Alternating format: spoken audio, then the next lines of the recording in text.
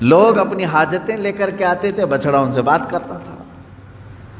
اب سامری نے کیا کہا، اس بچڑے کو بنا کر کے کہا الہنا و الہ موسیٰ، موسیٰ کا خدا بھی یہی ہے اور ہمارا خدا بھی یہی ہے۔ موسیٰ طور پر گئے ہیں، خدا ہمارے پاس آ گیا ہے۔ تو سب کے دماغ میں بات آ گئی۔ اس زمانے میں ظاہر سی بات ہے بچڑا بولے گا تو تعجب ہی کی بات ہوگی، 4000 سال پہلے کی بات کر رہا ہوں۔ یا ایھا الذین آمنوا صلوا علیہ وسلموا تسلیما، اللہم صل علی سیدنا و مولانا محمد معدن الجود والکرم وآلہ واصحابہ الکرام وابنہ الکریم وبارک وسلم۔ بسم اللہ الرحمن الرحیم۔ ورفعنا فوقهم الطور بميثاقهم وقلنا لهم ادخلوا الباب سجدا وقلنا لهم لا تعدوا في السبت وأخذنا منهم ميثاقا غليظا فبما نقضهم ميثاقهم وكفرهم بآيات الله وقتلهم الأنبياء بغير حق وقولهم قلوبنا غلف بل طبع الله عليها بكفرهم فلا يؤمنون إلا قليلا صدق الله مولانا العظيم۔ پھر ہم نے ان پر طور کو اونچا کیا ان سے عہد لینے کو، اور ان سے فرمایا کہ دروازے میں سجدہ کرتے داخل ہو، اور ان سے فرمایا کہ ہفتے میں حد سے نہ بڑھو، اور ہم نے ان سے گاڑھا عہد لیا۔ تو ان کی کیسی بدعہدیوں کے سبب ہم نے ان پر لعنت کی، اور اس لیے کہ وہ آیات الہی کے منکر ہوئے اور انبیاء کو ناحق شہید کرتے، اور ان کے اس کہنے پر کہ ہمارے دلوں پر غلاف ہیں، بلکہ اللہ نے ان کے کفر کے سبب ان کے دلوں پر مہر لگا دی ہے، تو ایمان نہیں لائے مگر بہت تھوڑے۔ یہ انہی یہودیوں کے متعلق آیات چل رہی ہیں جن میں یہ بات گزر چکی۔ کل میں آپ سے کہہ رہا تھا کہ یہ حضور اکرم صلی اللہ علیہ وسلم کے پاس ایک جماعت آئی، انہوں نے سوال کیا کہ آسمان سے کتاب اتار کر ہمیں دکھائیں۔ تو اللہ تعالیٰ نے فرمایا یہ تو آپ سے یہ سوال کی ہے کہ آسمان سے کتاب اتار کر کے دکھائیں، اس سے بھی بڑا سوال انہوں نے موسیٰ علیہ السلام سے کیا تھا۔ کیا سوال کیا تھا؟ ارنا اللہ جہرتاً، اللہ کو کھلے طور پر ہمیں دکھواؤ، ہمیں اللہ کا دیدار کراؤ تب ہم ایمان لائیں گے۔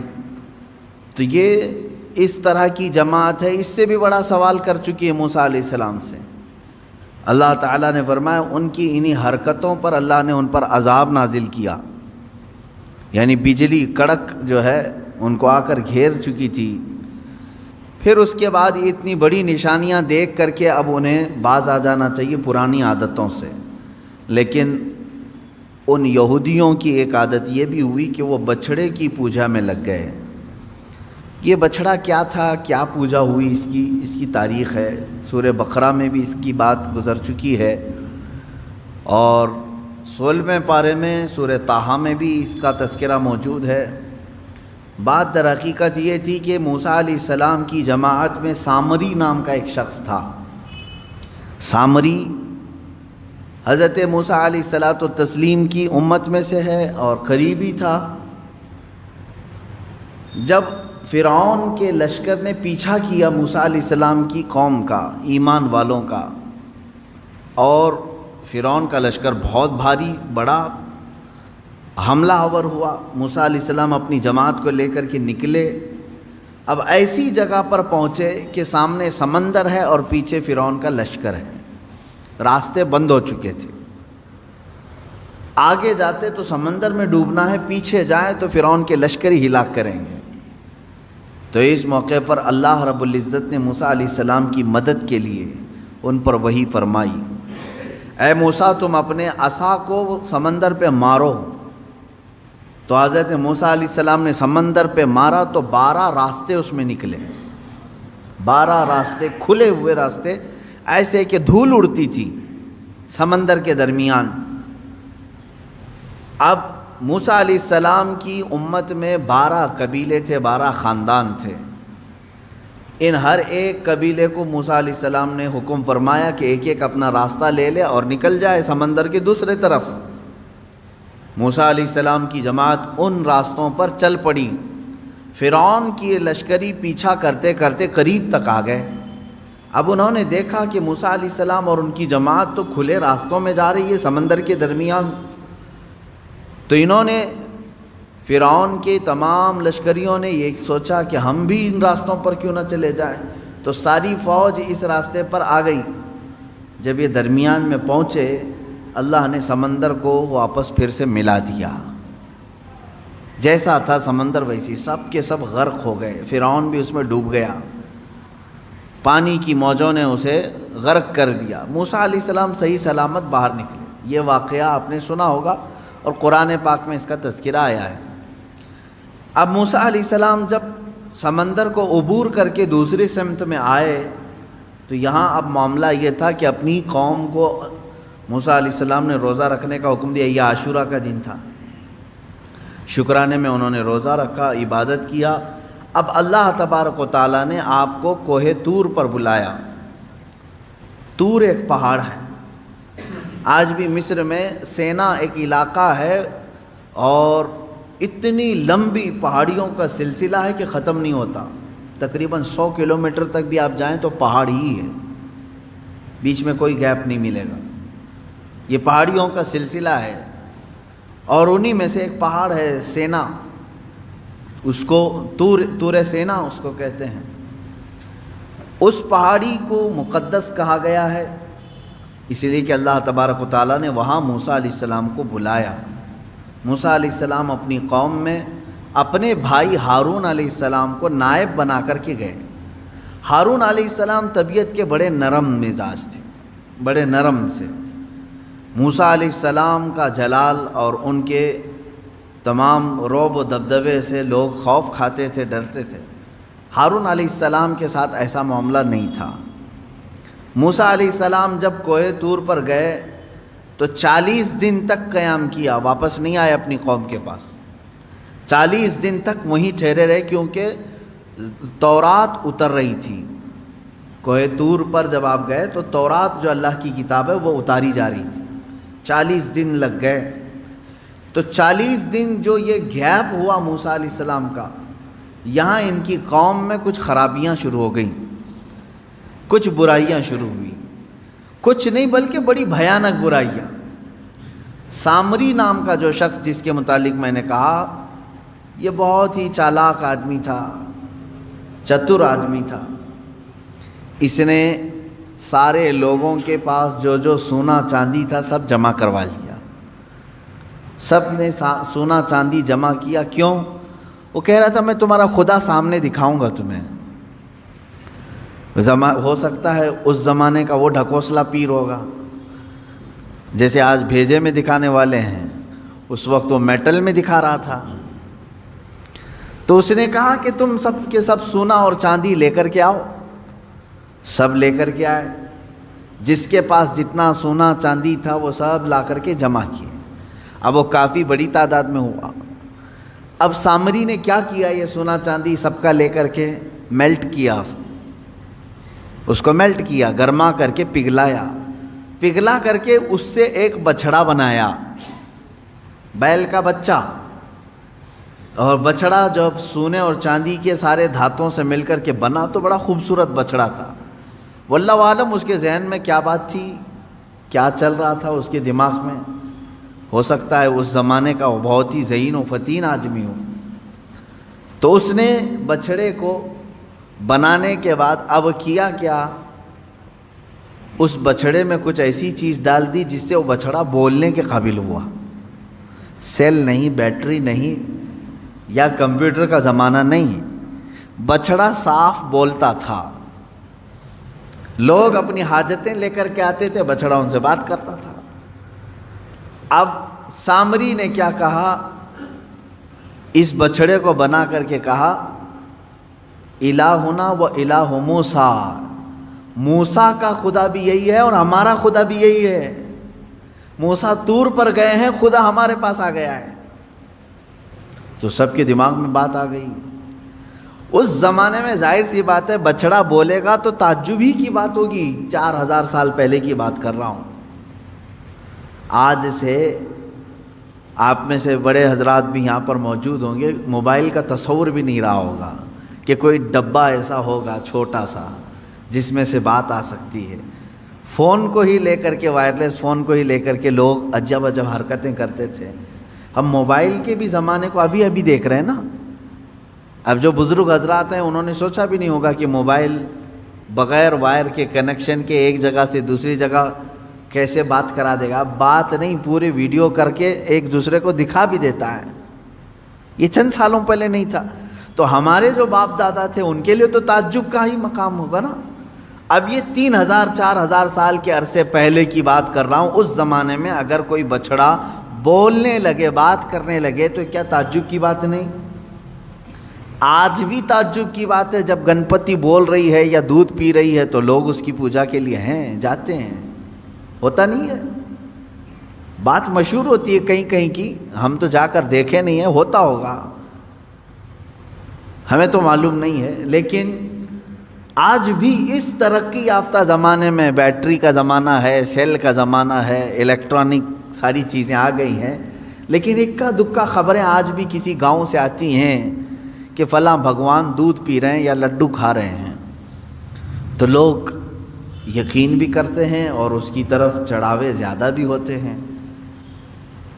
تو اب آپ اندازہ کرو 3000 سال پہلے جب سامری نے بچھڑے کو لائیو بولتا ہوا دکھا دیا تو کیا ان کے عقیدوں کا کیا حال ہوا ہوگا۔ اسی لیے میجورٹی اس میں اس کی عبادت میں لگ گئے۔ بچھڑے کی ایسی محبت رچ بس گئی کہ سجدہ بھی اسے کرنے لگے، مانگنے بھی اس سے لگے، اعتکاف بھی کرنے لگے، نظر و نیاز بھی کرنے لگے، منتیں کرنے لگ گئے بچھڑے کے سامنے۔ یہ 40 دن میں اتنا سب برا حال ہو گیا۔ ایمان والی قوم کا، فرعون کا نہیں، ایمان والی قوم کا یہ حال ہو گیا۔ موسیٰ علیہ السلام 40 دن کے بعد واپس تشریف لائے۔ اچھا، ان دنوں میں آپ کے ذہن میں یہ سوال آ سکتا ہے ہارون علیہ السلام کیا کر رہے تھے؟ کیونکہ موسیٰ علیہ السلام کے بھائی ہیں اور ان کو وہ نائب بنا کر کے بھیجے تھے۔ ہارون علیہ السلام کو جو منع کرنا تھا وہ منع کرتے رہے، لیکن اکثریت جو ہے وہ سامری کے جادو کو دیکھ کر کے اس طرف چل پڑی۔ تو جو لوگ بچ گئے وہ ہارون علیہ السلام کے ساتھ تھے، چند ایمان والے بچے رہے، اور ہر زمانے میں ایمان والوں کی تعداد رہے گی، ایسا نہیں کہ پورے روئے زمین پر ختم ہو جائیں گے۔ موسیٰ علیہ السلام نہیں تھے تب بھی ایمان والے موجود رہے ہارون علیہ السلام کے ساتھ۔ 40 دن کے بعد واپس تشریف لائے موسیٰ علیہ السلام طور سے۔ دیکھا اپنی قوم کو، یہ کیا ہو گیا؟ تم لوگوں نے بچڑے کو کیسے معبود بنا لیا؟ اور پھر اس کے بعد سامری کو گرفتار کر کے موسیٰ علیہ السلام لے آئے۔ تو نے بڑا کھلا شرک کیا، تیرا قتل واجب ہے، اب تجھے مارا جائے گا۔ لیکن یہ تو بتا، اس کو بولنے کے قابل تو نے بنایا کیسے؟ لوگوں کا سونا چاندی سب میلٹ کیا، اب بنایا کیسے تو نے اس کو؟ خیر ہے، آپ دیکھیں سامری اس زمانے میں بچڑے کو بولنے کے قابل تو بنایا، لیکن بچڑے کے بھیجے میں خدا نہیں دکھایا۔ یہ اس زمانے کا کمال ہے۔ وہ جادو جس طرح سے بھی کیا ہوگا، لیکن اس نے کہا یہی خدا ہے۔ اب آپ اندازہ کریں موسیٰ علیہ السلام نے جب اس سے سوال کیا، اب وہ جواب کیا دیتا ہے؟ بصرت بما لم يبصروا به فقبضت قبضة من اثر الرسول فنبذتها وكذلك سولت لي نفسي۔ یہ 16ویں پارے میں ہے۔ جب ہم سمندر کا راستہ طے کر کے آگے آ رہے تھے، اس وقت معاملہ یہ تھا، موسیٰ علیہ السلام گھوڑے پر سوار تھے۔ موسیٰ علیہ السلام گھوڑے پر سوار تھے۔ اب سامری کہتا ہے میں نے ایک چیز ایسی دیکھی جو لوگوں نے نہیں دیکھی، عام لوگ نہیں دیکھ رہے تھے۔ کیا؟ موسیٰ علیہ السلام کے گھوڑے کے آگے آگے جبرائیل علیہ السلام چل رہے تھے۔ وہ شاید چاہے وہ گھوڑے کی رسی پکڑ کر کے یا باگڈور سنبھالے ہوئے جبرائیل علیہ السلام چل رہے تھے۔ یہ کہتا ہے سامری مجھے کچھ تو نظر آ رہا تھا کہ کوئی نوری مخلوق آگے چل رہی ہے۔ تو کیا ہوا پھر؟ وہ کہتا ہے کہ میں جبرائیل کے پاؤں کے نیچے کی مٹی اٹھاتا رہا. قرآن میں ہے یہ. جہاں جہاں سے وہ چلتے جا رہے تھے ان کے پیروں کے نیچے کی میں مٹی اٹھا رہا تھا. فقبضت قبضة من اثر الرسول، اس قاصد، اس فرشتے کے پیروں کے نیچے کی مٹی میں اٹھایا. پھر کیا کیا؟ کہا وہی مٹی، اسی مٹی کو لا کر میں نے بچڑے کے منہ میں ڈالا، یہ بولنے لگ گیا. اللہ اکبر.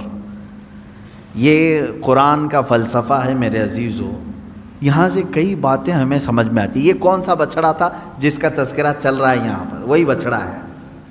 اب عبادت اتنے سارے لوگوں نے کیوں کیا یہ بھی آپ کو سمجھ میں آ گیا. اس زمانے کا وہ بہت بڑا کمال تھا، بہت بڑا. اس زمانے میں کمال سمجھتے ہیں. کہہ تو رہا ہوں میں، بھگوان جب دودھ پینے لگے، لڈو کھانے لگے تو اس زمانے میں کمال سمجھتے ہیں. 3000 سال پہلے کیا حال ہوگا. اب آپ ہزاروں لوگ اس میں جو گمراہ ہوئے تھے، شرک کیے، حکم ان کے لیے یہ آیا کہ ان سب کو قتل کر دیا جائے. سارے لوگوں کو مار دیا گیا. قتل وہ سخت ترین حکم تھا بنی اسرائیل کے لیے. وہ قتل ہو گئے. جتنے عبادت کیے تھے بچڑے کی وہ سب ختم ہو گئے. اب اندازہ کریں آپ، یہاں سے کئی باتیں اس سے سمجھ میں آتی ہیں. سامری کا بھی قتل ہوا، اس کے پیچھے جتنے لوگ چلے تھے ان کا بھی قتل ہوا.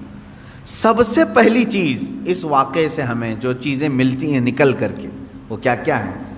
پہلی چیز تو یہ ہے کہ قوم سے جب رہبر دور ہوتا ہے تو قوم بگڑ جاتی ہے. پہلی چیز یہ ہے. اسی لیے کہا گیا کہ زیادہ دیر تک قوم کو خالی نہ چھوڑا جائے. اور حضور اکرم صلی اللہ علیہ وسلم کی حدیث بھی ہے، جس قوم کا کوئی امام نہیں، جس کی گردن میں کسی کی بیعت نہیں، تو وہ شیطان کا کھلونا بن جاتا ہے. شیطان اسے ادھر کھینچتا ہے ادھر کھینچتا ہے. ید اللہ علی الجماعہ، اللہ کا دست قدرت پوری جماعت پر ہے. جس کی کوئی گائیڈنگ کر رہا ہو، لیڈنگ کر رہا ہو، امام ہو.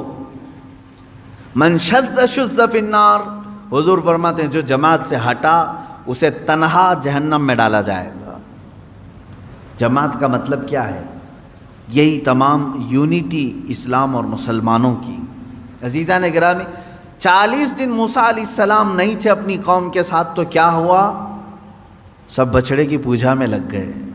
اب یہاں اندازہ کریں آپ، برسوں برس جن کے درمیان کوئی شیخ نہ ہو، کوئی عالم بعمل نہ ہو، کوئی ان کی صحیح تربیت کرنے والا نہ ہو، تو پھر کیا ہوگا؟ سب ہوس کے پجاری ہو جائیں گے. یہ اور بات ہے کہ اللہ نے بچا رکھا ہے، آج بچڑے کی پوجا تو نہیں کر رہے لیکن اپنی خواہشات کی پوجا تو کر رہے ہیں. آج تقریباً جو مرضی میں آئی اس چیز کو عمل کر لے جانا، یہ پوجا ہی تو ہے. ہر خواہش کو پوری کر لینا کہ ابھی ابھی ہم نے سوچا اور یہ ہونا ہی ہے. اسی لیے قرآن کہتا ہے ارأیت من اتخذ الہہ ہوا، اے رسول کیا آپ نے دیکھا کچھ وہ لوگ ہیں جو اپنے خواہشوں کو معبود بنائے ہوئے ہیں، اپنے خواہشوں کو خدا بنائے ہوئے ہیں. کیسے؟ دیکھیں، خدا وہ ہے جس کی ہر بات مانی جائے گی، ہے نا؟ خدا کی ہر بات ماننا ضروری ہے. اگر ایک بھی بات کا انکار کیا خدا کی تو تم بندے نہیں ہو. خدا کی ہر بات مانی جاتی ہے جس طرح سے، اس طرح بعض بندے ایسے ہیں جو اپنی طبیعت کی ہر بات ماننے کو تیار ہیں. نہ مانو ہر بات اس کی، ہر بات اس کی نہ مانو. اور اس کو تم خدا کا درجہ دو گے تو ہوگا کیا؟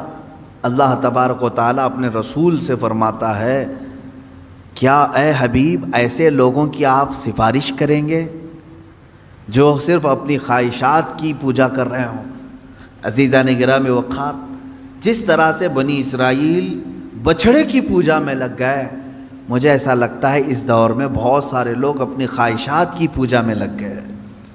انہیں کسی چیز کی خواہش تھی جس کی وجہ اس کو پورا کرنے کے لیے وہ ہر کام کرنا کے لیے تیار ہے. ایک کرسی چاہیے، ایک کرسی چاہیے، یہ تمہاری خواہش ہے. اب یہ کرسی کی خواہش تم سے ہر کام کرا لیتی ہے. یہ عبادت نہیں ہے تو اور کیا ہے؟ تم اپنی خواہشات کی بات، ایک وقت کا تمہیں گوشت چاہیے تھا کھانے کے لیے، پیسے نہیں تھے، لیکن خواہش کو پوری کرنا ہے، یہی خواہشات نے تمہیں چوری کرایا یا دھوکہ دلوایا، دھوکہ دینے پر آمادہ کیا۔ یہ تمام چیزیں کر کے تم اس برتن تک پہنچتے ہو جو تمہاری خواہش ہے۔ ہر خواہش کو پوری کرنا ضروری نہیں۔ اب ایک بات اس واقعے سے ایک جو سب سے بڑا سبق ملا وہ یہ ہے کہ قوم کے درمیان ان کا رہبر، اس کا ہونا ضروری ہے، اور قوم بغیر رہبر اور رہنما کے، بغیر عالم دین کے نہ رہے۔ وہ انبیاء تھے اور علماء نائب انبیاء ہیں۔ ہر جماعت میں، ہر قوم میں، ہر محلے میں ایک عالم کا ہونا ضروری ہے جو ان کی اصلاح کرے، ان کی تربیت کرتا رہے۔ اور ان کو برسوں برس چھوڑے رہو گے تو دلوں میں زنگ لگ جائے گا، جو آج ہو رہا ہے۔ دوسری چیز اس واقعے سے یہ بھی پتہ چلتی،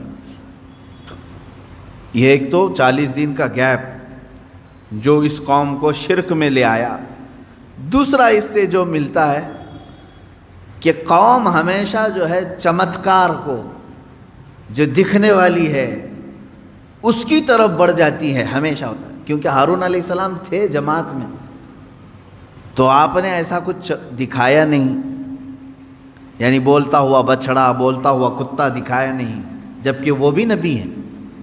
اور سامری نے دکھا دیا تو قوم نے کس کی طرف رخ کیا؟ سامری کی طرف۔ اس سے پتہ یہ چلتا ہے اکثر لوگ جو ہے اس چیز کی طرف اٹریکٹ ہوتے ہیں جو چمک رہی ہے چیز۔ ایسا نہ کرو میرے عزیزو، یہ گمراہی ہے، گمراہی ہے۔ آج کے زمانے میں ہو سکتا ہے تمہیں کوئی ایسا کر کے دکھائے، ایسا کر کے دکھائے، آؤ ہماری عبادت خانے میں ہم تم کو دکھاتے ہیں کہ کیسے ہمارا خدا بولتا ہے، تم نے وہاں دیکھ لیا، پھر یہاں میرے پاس آئے، کہا کہ حضرت وہاں تو خدا بول رہا ہے، مسجد میں تو کبھی آپ نے دکھایا نہیں خدا بول رہا ہے۔ یہ سیم وہی چیز ہے جو بنی اسرائیل کے ساتھ ہوئی۔ سامری بچڑے کو بلوا کر کے دکھایا تو سب شرک میں مبتلا ہو گئے، اور ہارون علیہ السلام نے کچھ نہیں دکھایا لیکن یہ کہا کہ اللہ ایک ہے، تو چند ایمان والے قائم رہے، باقی ادھر چلے گئے۔ اے میرے عزیزو، آج کے دور میں اگر کوئی اس طرح تمہارے عقیدے کو خریدے تو کس کی طرف جاؤ گے؟ کس کی طرف جاؤ گے؟ فار ایگزامپل چند سال پہلے کی بات، شاید میں نے اس کو کہا ہے، دہرا رہا ہوں۔ ایک صاحب آئے، پیٹ کے درد کی شدت تھی، ان کو تکلیف تھی، کئی مرتبہ آئے تھے، پانی دم کر کے بھی لے گئے، تعویذ بھی لے کر کے گئے۔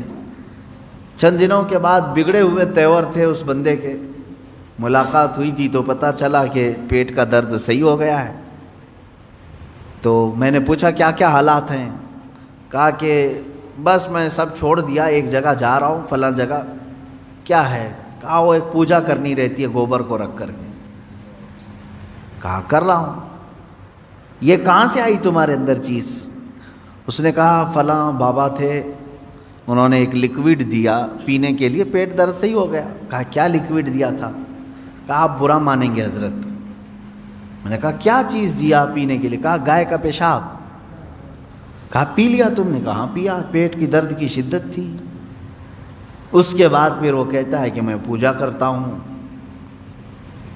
یہ ہے عزیزان گرامی وقار، شیطان ابلیس لعین ہو سکتا ہے تھوڑی دیر تمہاری بیماریوں کو سن کر کے دکھائے، ہو سکتا ہے تھوڑی دیر تمہاری بیماریوں کے اوپر پردہ ڈال کر کے دکھائے تاکہ تمہارا عقیدہ خراب ہو جائے، تم یہ سوچنے لگ جاؤ کہ نہیں یہاں سے شفا ملتی ہے۔ ایمان والا وہ ہے جو ایوب علیہ السلام کے نقش قدم پر چلے ہیں کہ بدن میں پورے کے پورے چھالے پڑ جائیں، جسم کٹ جائے، تب بھی ایوب علیہ السلام کا ایمان یہ تھا کہ شفا میرا مولا ہی دے گا، شفا میرا اللہ دے گا۔ ہر چمکنے والی چیز، ہر سامنے دکھنے والی چیز کے اوپر ایمان لانا ضروری نہیں میرے عزیزوں۔ اس کی سیم ایسی مثال دیکھ لیں، میجورٹی لوگوں کی آج کون سے ہاسپٹل جاتی ہے، کون سے ڈاکٹر کے پاس وزٹ کرتی ہے، سب کو معلوم ہے۔ بیچارے آج BHMS اور BUMS والوں کی بھی حالت یہ ہو گئی ہے کہ وہ لوگ بھی ایلوپیتھک ہی پریکٹس کرنا چاہتے ہیں، ان کی فیلڈ نہیں ہے۔ وہ BHMS ہیں, BUMS ہیں. BHMS والے ہومیوپیتھک ان کو کرنا چاہیے, پریکٹس کرنا چاہیے. BUMS والوں کو یونانی کرنا چاہیے, BAMS والوں کو آیورویدک کرنا چاہیے. لیکن وہ سب چھوڑ چکے, گولیاں یہی دیں گے. تم کو ڈولو چاہیے, ڈولو لے لو. وجہ کیا ہے؟ یہاں کوئک صحیح ہونا, فوراً صحیح ہونا, یہ چمتکار ہے ایلوپیتھک ڈاکٹروں کا. ان ڈاکٹروں نے ابھی گولی دی, شام میں بخار چلی گئی, رات کو گولی کھا کے سوئے, صبح تک سردی ختم ہو گئی. تو انسان کو ایسا چاہیے آج کے زمانے میں. یہ اس طرح کی خواہش تمہیں گمراہی کی طرف لے جائے گی. کیوں میرے عزیزو؟ انہی ڈاکٹروں سے پوچھ لینا جنہوں نے آپ کو فوراً صحیح کر دیا ہو, ایک دن میں صحیح کر دیا ہو. ایک بیماری کو صحیح کر کے وہ 4 بیماریاں سائیڈ ایفیکٹ میں ڈال کے بھیجتے ہیں. ہوتا ہے کہ نہیں ہوتا معلوم ہے آپ کو؟ ہر ایک دوا کا سائیڈ ایفیکٹ ہے, یہ خود ایلوپیتھک پورا مطلب جو پینل ہے وہ خود کہتے ہیں. اب ہونا یہ چاہیے, ایک ڈاکٹر صاحب ہیں BUMS ہیں, اور اس کی تھوڑی بہت ہمیں شدھ بدھ ہے یونانی دوائیوں کی. میری ان سے بات ہو رہی تھی, میں نے کہا کہ ڈاکٹر صاحب یہ بہت اچھی لائن ہے, اس کو آپ امپروو کریں, ان دواؤں کو اور لائیں. تو انہوں نے کہا کیا کریں حضرت, بات ایسی ہے کہ ہمارا اثر دیر سے دکھاتا ہے اور لوگوں میں اتنا صبر نہیں ہے. وہ اسی چیز کی طرف جاتے ہیں کہ جمعہ کو گولی کھائیں, سنیچر کو فٹ ہو جائیں. ایک دن کا ان کو چاہیے.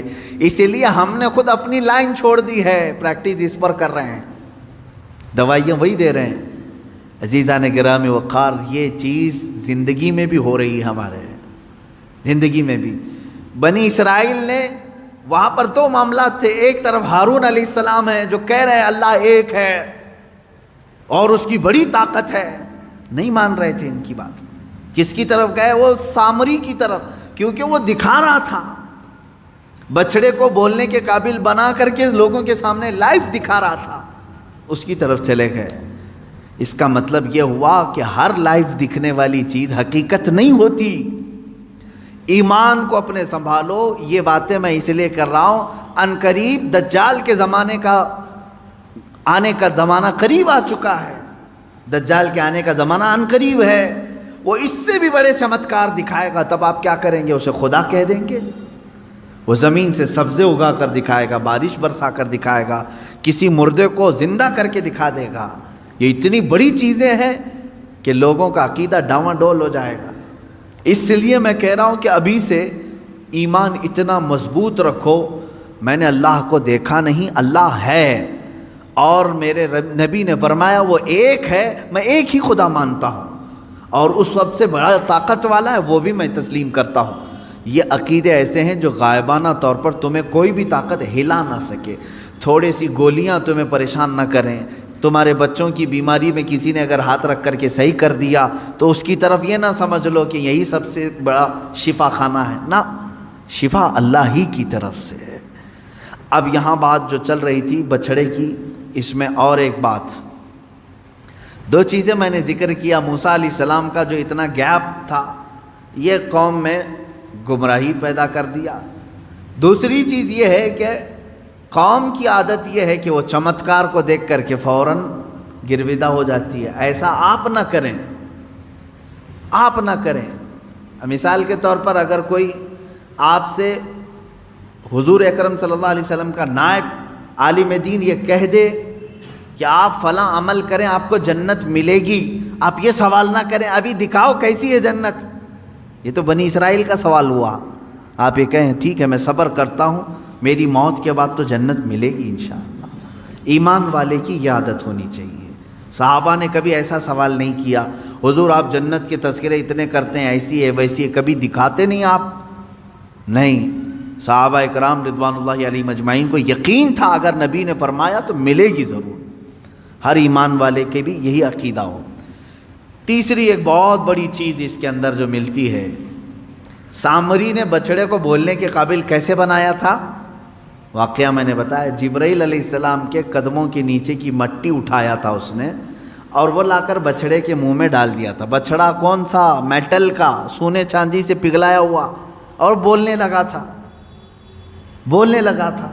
تو میرے عزیزو، یہ قرآن کی آیت میں پڑھ رہا ہوں. یہاں جبرائیل علیہ السلام کے قدموں کے نیچے کی مٹی میں اتنی تاثیر ہے کہ میٹل کا بچھڑا بول سکتا ہے، تو خاک پائے رسول میں کتنی طاقت ہوگی. میرے آقا صلی اللہ تعالیٰ علیہ وسلم جہاں قدم رکھیں، کیا اس میں تاثیر نہیں ہو سکتی؟ اسی لیے تو مدینے کی مٹی کو خاک شفا کہا جاتا ہے. کیوں؟ خاک شفا کا مطلب ہے شفا دینے والی مٹی. یہ مٹی میں شفا کہاں سے آئی؟ اس لیے کہ قدم رسول اللہ کے پڑے ہوئے ہیں، میرے آقا صلی اللہ تعالیٰ علیہ وسلم کے قدم پاک. اب آپ اندازہ کریں، ایک بے جان چیز کو بولنے کے قابل بنایا جا سکتا ہے، تو جو گونگے ہیں، بول نہیں سکتے، میرا عقیدہ یہ ہے کہ رسول پاک صلی اللہ تعالیٰ علیہ وسلم کی کوئی تبرک انہیں دے دیا جائے تو انشاءاللہ ان کی زبان بھی کھل جائے گی. زبان کھل سکتی. بے جان بچڑا بول سکتا ہے، تو جس کو آلریڈی زبان ہے، تتلاتا ہے، ہکلاتا ہے، منہ مبارک کا پانی پلایا جائے. رسول کریم صلی اللہ علیہ وسلم سے متصل جو بھی تبرک ملے اسے پیش کیا جائے. میرا یقین ہے انشاءاللہ اللہ اسے اس کی برکت سے شفا ضرور عطا کرے گا. یہ چیزیں تھی بچھڑے کی. یہ جو بچھڑے کا تذکرہ آیا ہے وہ یہ ہے. اچھا، اب ایک چوتھی بات، لوگ ایسی پوجا میں لگ گئے اس بچھڑے کی کہ چھوڑتے نہیں تھے. موسیٰ علیہ السلام نے منع کیا تب بھی نہیں چھوڑ رہے تھے. اچھا، لوگوں کو قتل کیا گیا، پورے نہیں مرے. دن بھر قتل عام اتنا ہوا کہ وہ ختم نہیں ہو رہے تھے. اللہ تبارک و تعالیٰ نے تخفیف فرمائی کہ اب ان کو چھوڑ دیا جائے.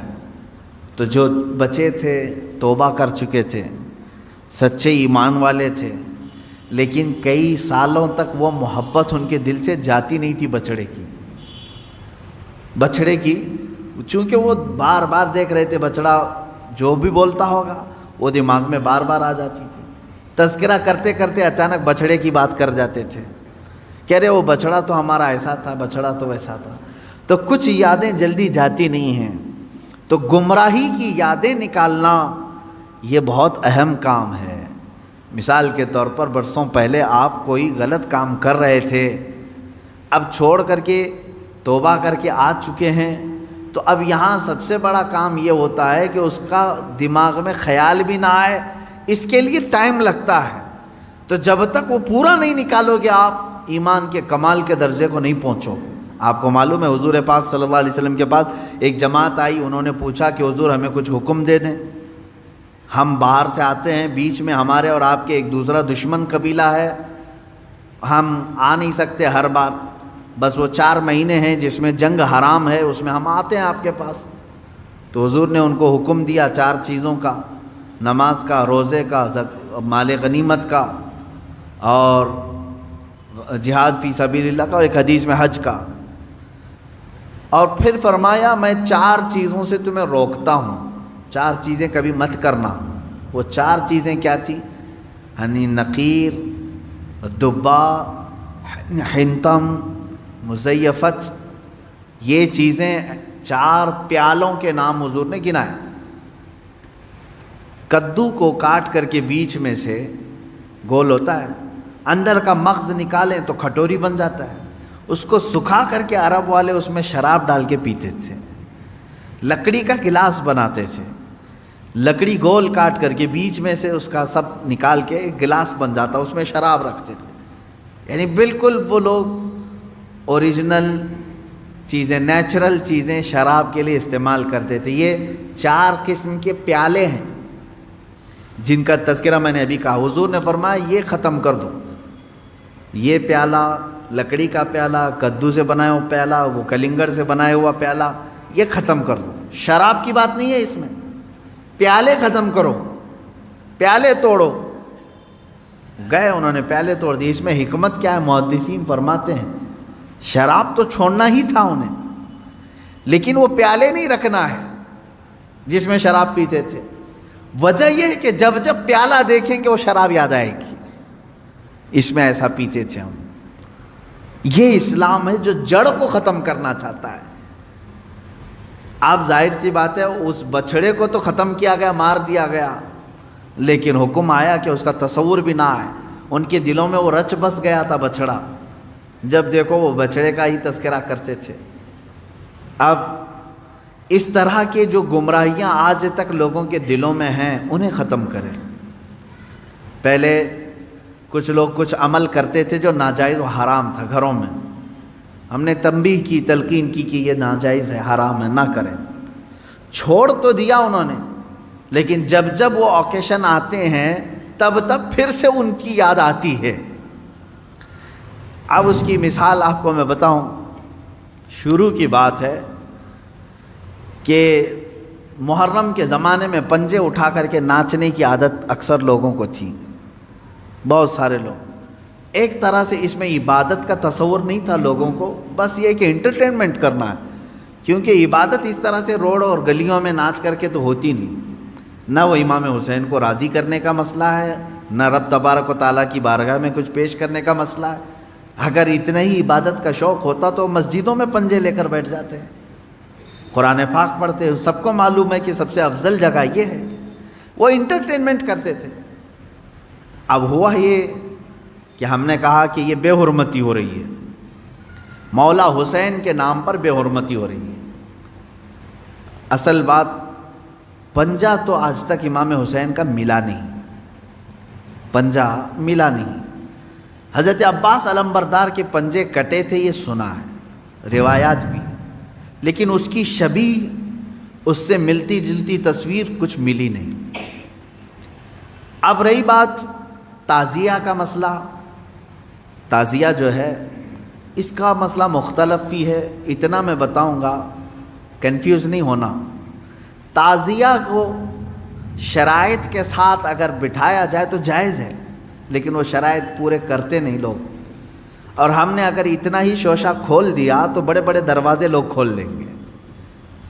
بات صرف اتنی تھی تعزیہ کی. امام حسین کا جو روضہ ہے اس روضے کی شکل کی کوئی چیز بنا کر کے آپ نے رکھ دیا، تو کسی بھی بزرگ کے روضے کی شکل بنا کر کے رکھنا مستحسن ہے، کوئی حرام کام نہیں ہے، ناجائز نہیں ہے.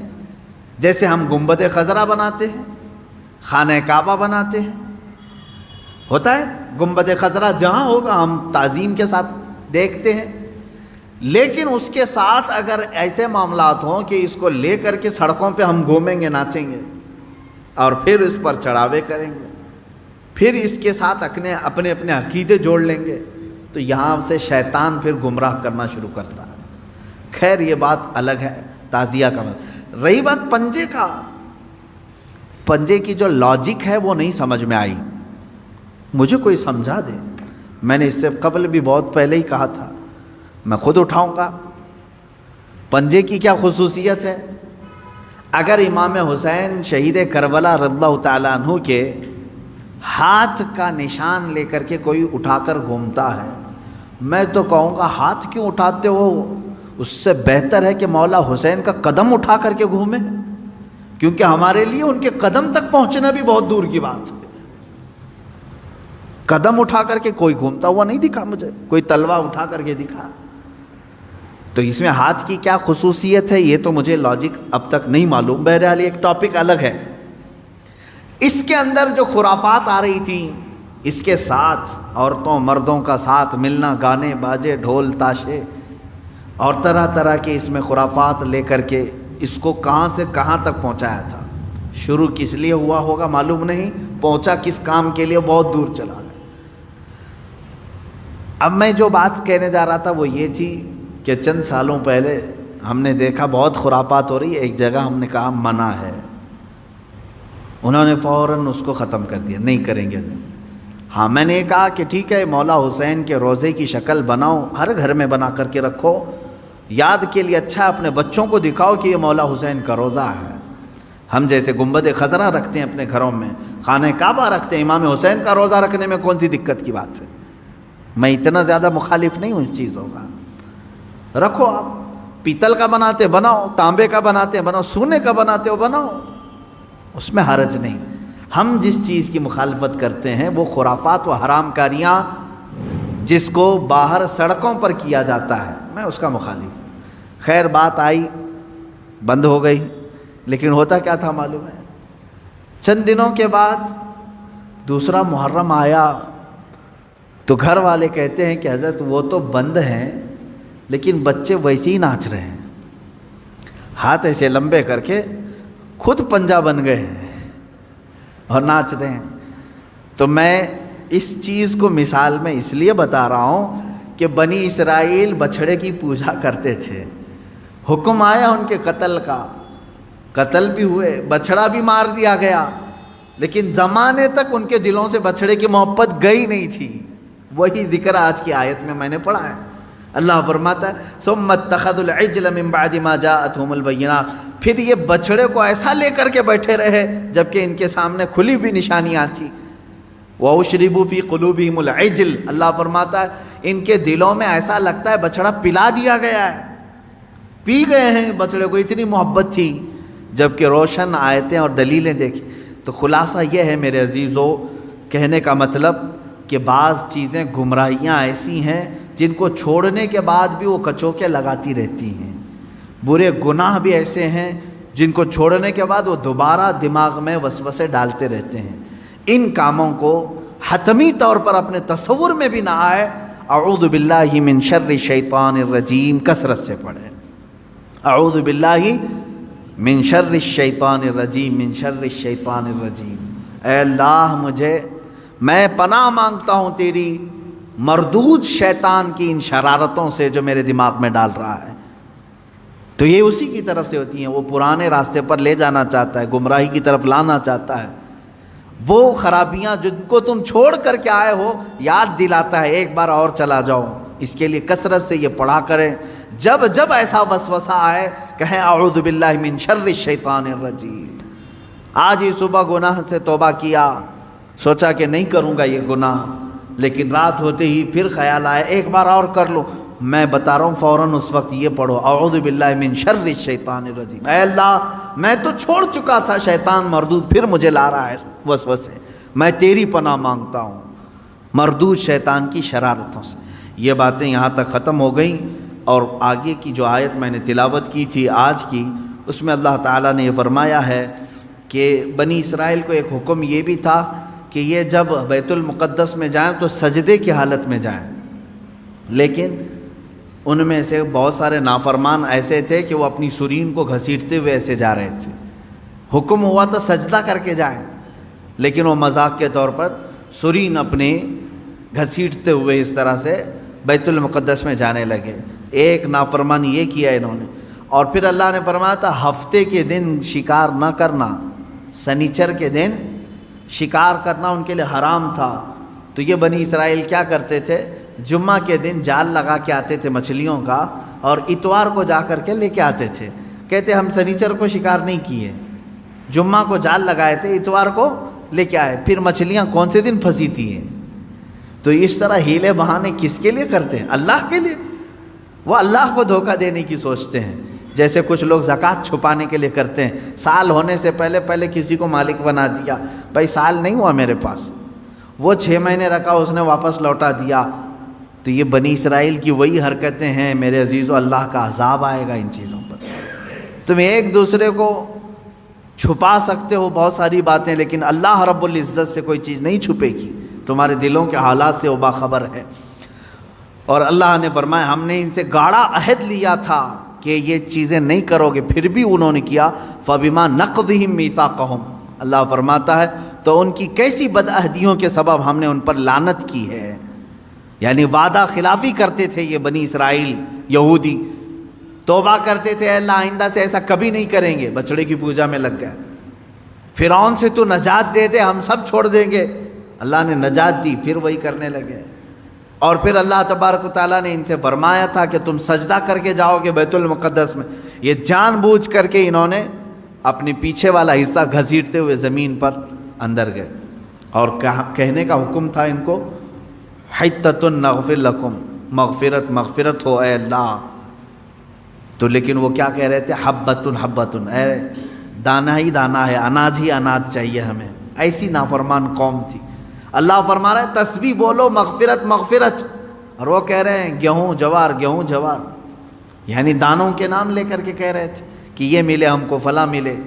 تو یہ نافرمانیوں کے سبب اللہ تعالیٰ فرماتا ہے ہم نے ان پر عذاب نازل کیا، ان پر لعنت کی، اس لیے کہ وہ آیات الہی کے منکر ہوئے ہیں، اللہ کی آیتوں کے منکر ہوئے. یہاں سے بات اور پھر اللہ تعالیٰ فرماتا ہے وَبِكُفْرِهِمْ وَقَوْلِهِمْ عَلَى مَرْيَمَ بُهْتَانًا عَظِيمًا، اور اس لیے بھی اللہ نے ان پر لعنت کی کہ انہوں نے کفر کیا اور مریم پر بڑا بہتان باندھا. یہ یہودی ہی تھے جو حضرت بی بی مریم پر تہمت لگاتے تھے کہ عورت ناپاک ہے، بغیر شوہر کے اس کو بچہ کیسے ہوا، اس نے غلط کاری کی ہے، بدکاری کی ہے، معاذ اللہ رب العالمین. ہزار تہمتیں سیدہ بی بی مریم سلام اللہ علیہا، وہ عفت معاب تھیں، طاہرہ تھیں، زاہدہ تھیں، عابدہ تھیں، بطول تھیں، جن کو کسی بشر نے چھوا نہیں، ان پر ان یہودیوں نے تہمتوں کی بوچھار لگائی. اس پر اللہ تعالیٰ فرماتا ہے کہ ہم نے ان پر لعنت کی ہے. اب یہاں سے پھر میرا ٹاپک چلے گا کہ یہودی لعنت شدہ قوم کیوں ہے، کیونکہ آج مجھے بتانا ہوگا کہ آج بھی یہود پوری دنیا میں اپنے پنجے گاڑنے کے لیے کس کے ناک میں دم نہیں کیا ہوا ہے. سارا کا سارا یہ جو کھیل دیکھ رہے ہیں آج دنیا میں اتھل پتھل ہو رہی ہے، یہ چند شرپسند یہودیوں کی وجہ سے.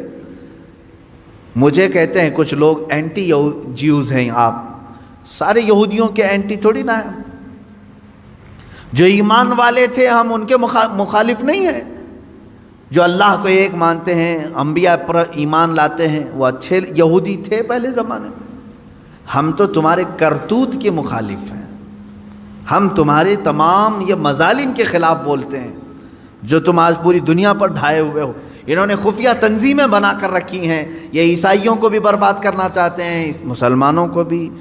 ان کا صرف اور صرف نظام ایک ہی ہے کہ دنیا بنی ہے تو صرف یہودیوں کے لیے بنی ہے، راج ہوگا تو صرف یہودیوں کا ہوگا، باقی ساری انسانیت غلام ہوگی. اس پر میں انشاءاللہ آگے گفتگو کروں گا. یہاں سے آیتیں یہی چل رہی ہیں. اللہ فرما رہا ہے ان پر ہم نے لعنت کیوں کی، ان پر ہم نے لعنت کیوں کی. ان کی کئی وجوہات اللہ نے بیان کی. یہ ہمیشہ وعدہ خلافی کرتے ہیں، وعدہ توڑتے ہیں. اب اندازہ کرو یہودی جو اللہ سے کیا ہوا وعدہ توڑ سکتے ہیں تو تمہارے سے کیا ہوا وعدہ کیسے نہیں توڑیں گے؟ یہ تو پل بھر میں توڑیں گے. اور اللہ سے ایسے وقت میں وعدہ کرتے تھے جب آسمان اتار کے ان کے سروں پر رکھ دیا گیا، وعدہ کیا آئندہ سے کبھی نہیں کریں گے. انہیں معلوم ہے اللہ کی طاقت کیا ہے، اس کے باوجود وہ اللہ کا وعدہ توڑتے تھے. اب اللہ کا وعدہ توڑنے والی قوم کیا تمہارے بھروسے کے قابل ہوگی؟ تم بھروسہ کرو گے؟ حیرت ہے آج سعودی عرب اسرائیل پر بھروسہ کر رہا ہے. جو اللہ کا وعدہ توڑتی ہے وہ سعودی کا وعدہ کیوں نہیں توڑے گی؟ یہی یہود ہیں جو آج اسرائیل میں ہیں. حیرت ہوتی ہے. ابھی سعودی عرب نے اپنے تعلقات جو استوار کیے ہیں اسرائیل سے وہ یوں ہی نہیں کیے. اس کی وجہ ہے، میں نے اس سے قبل شاید کسی محفل میں آپ سے کہا تھا، سعودی عرب کو خطرہ ایسا لگنے لگا خطے میں کہ اب ہمارے دشمن بڑھ رہے ہیں، کیونکہ ترکی اب ببانگ دہل بولنا شروع کر چکا ہے. ترکی اپنی طاقت میں بہت آگے بڑھ رہا ہے. ترکی اپنا الگ الائنس بنا رہا ہے، کیونکہ سعودی عرب کا وہ IC ہمیشہ پہلے سے ہے، ایک آرگنائزیشن ہے اسلامک کنٹریز کا. ترکی اس میں سے الگ ہو کر، پاکستان اس میں سے الگ ہو کر، ایران الگ ہو کر، چائنا کو بھی یہ لوگ شامل کر کے، رشیا کو بھی شامل کر کے، قطر کو بھی لے کر یہ اپنا الائنس بنانے لگ گئے. خوف، یہ سیاسی معاملات ہیں جو دنیا کی سیاست پر نظر رکھتے ہیں، وہ اچھی طرح جانتے ہیں. اب سعودی کو خطرہ ایران سے ہوا، خطرہ ترکی سے ہوا، تو گود میں جا کر بیٹھا اسرائیل کے کہ آپ ہمارے مائی باپا ہو، آپ ہماری حفاظت کر لینا. اسرائیل نے ہاتھ رکھ دیا سعودی کو، تو میرا بچہ ہے اگرچہ ناجائز ہے، ہم تو تیری پرورش کریں گے، ہم تیرے بیک سپورٹ رہیں گے. بس اتنی سی بات ہے کہ اسرائیل کا سپورٹ سعودی کو ملا اور UAE کو ملا. دبئی کی عمارتیں ہل رہی ہیں. کس بات پر؟ خوف سے. ہم نے تو آسمان چھوتی ہوئی عمارتیں بنائی، سیکورٹی تو نہیں ہے. جب آس پاس کے دشمن ملک یعنی ملک دشمن ہو جائیں گے تو خطرہ ان کی بلڈنگوں پر بھی ہے، ہمیشہ لہرا رہی ہیں خوف سے. تو ظاہر سی بات ہے ایک کسی ایسے کا ہاتھ ان کو چاہیے، لیکن انہوں نے کس کا ہاتھ پکڑا؟ اسرائیل کا ہاتھ پکڑا۔ یہ ہے اصل وجہ، ان کو اپنا خود کا علاقہ محفوظ کرنے کے لیے اسرائیل کا سہارا لینا پڑا۔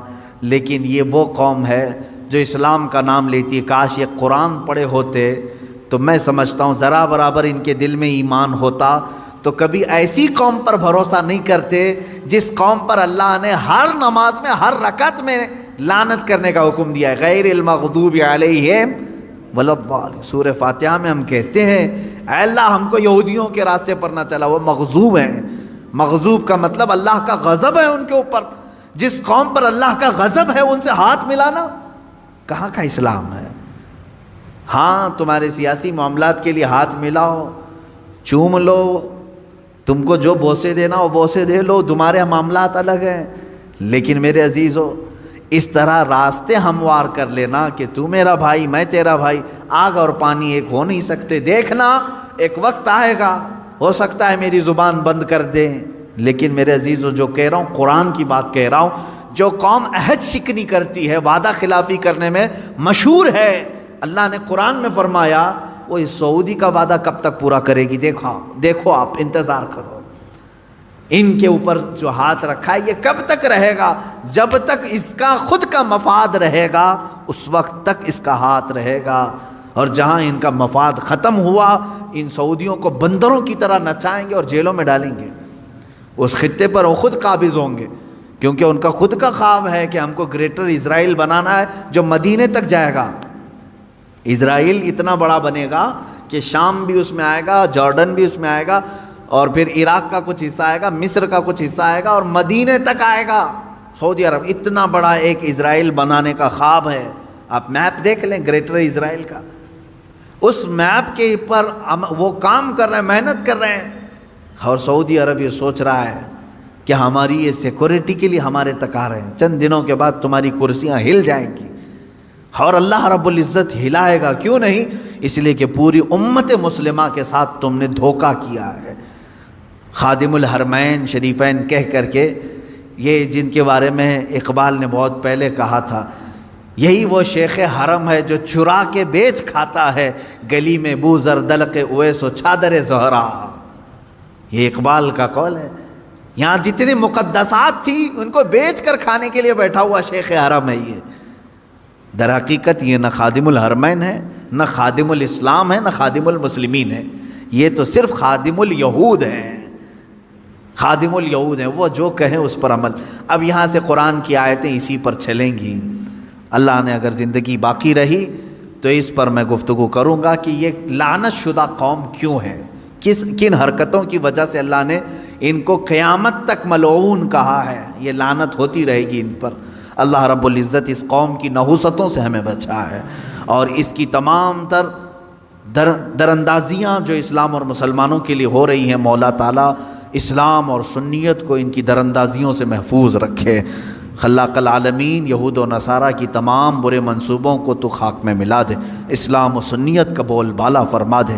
وآخر دعوانا ان الحمد للہ رب العالمین۔ السلام علیکم۔